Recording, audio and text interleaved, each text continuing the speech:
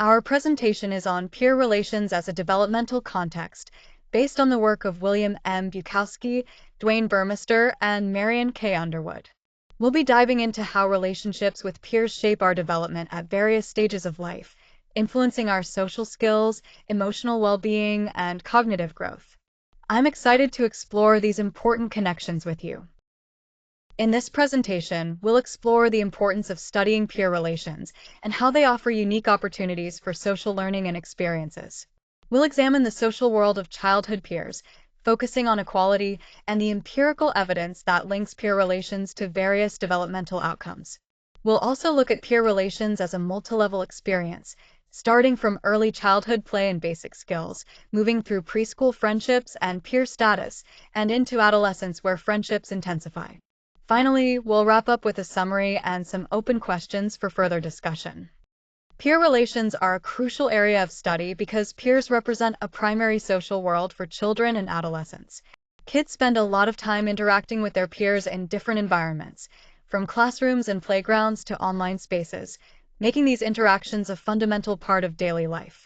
Theoretical perspectives from influential thinkers like Piaget, Vygotsky, and Sullivan underline the importance of these peer relationships.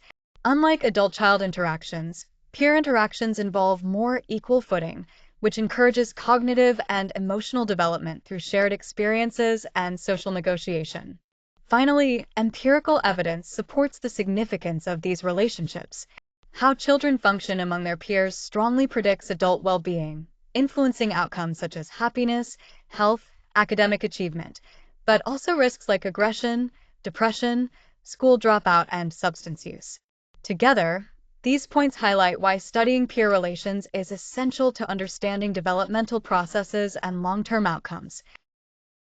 On this slide, we explore 3 key ways that peers influence each other's social development. First, peers play a crucial role in reinforcing behavior. They reward positive actions and punish negative ones, which helps establish clear social norms and expectations. Next, imitation is a powerful mechanism. Children naturally observe and copy their peers, learning by example and seeing others as role models.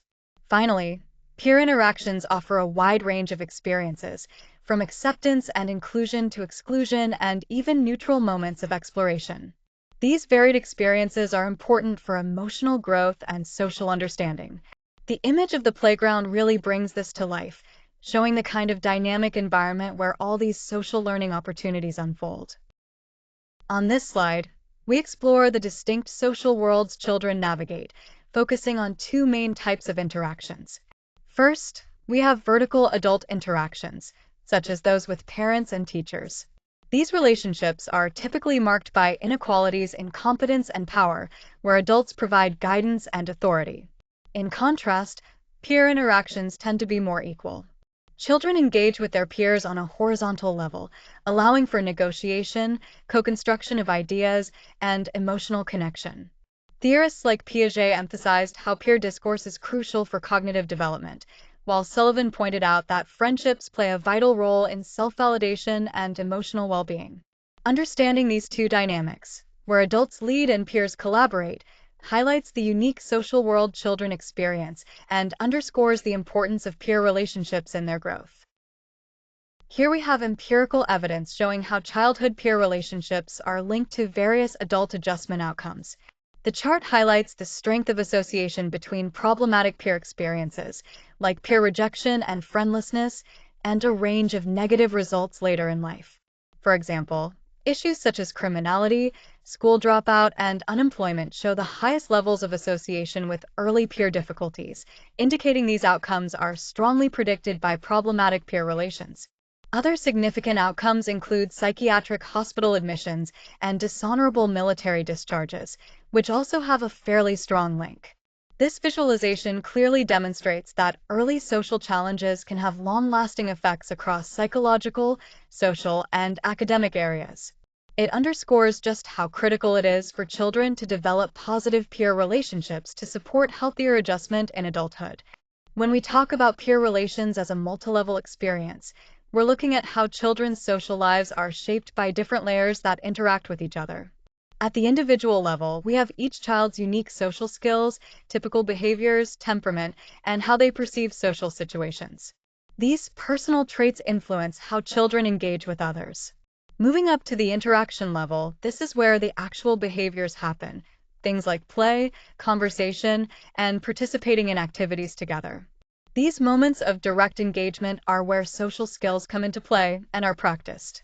Next is the relationship level, which involves ongoing patterns of interaction, like friendships that are organized around shared interests and maintained by both individuals in the relationship. These relationships form a more stable and meaningful social connection.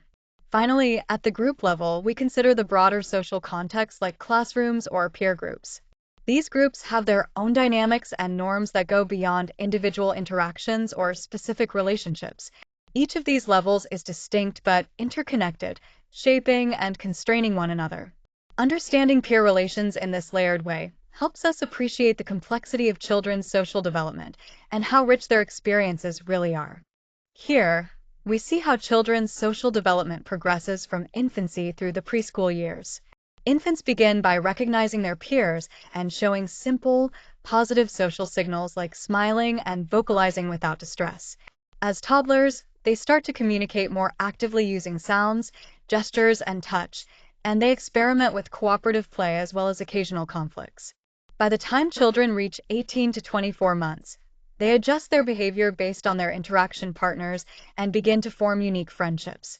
In the preschool stage, play becomes more coordinated and sophisticated, requiring important social skills such as cooperation, conflict resolution, and sharing positive emotions to create joyful shared experiences. The image here perfectly captures children engaging together, highlighting these key developmental milestones in peer relationships and social skills. Here, we explore important aspects of preschool play, friendships, and peer status. First, children's play develops through stages, starting with parallel play, where they play side by side without much interaction. As they grow, their play becomes more complex, involving imitation and cooperative fantasy during social pretend play, which helps build social skills. Next, friendships in preschool are based on mutual preference, shared play, and positive emotions.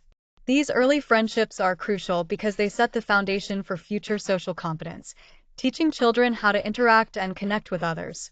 Finally, peer status in preschool is shaped by children's behaviors, particularly prosocial actions like sharing and helping, as well as aggression. Children who withdraw socially often face challenges in being accepted by their peers.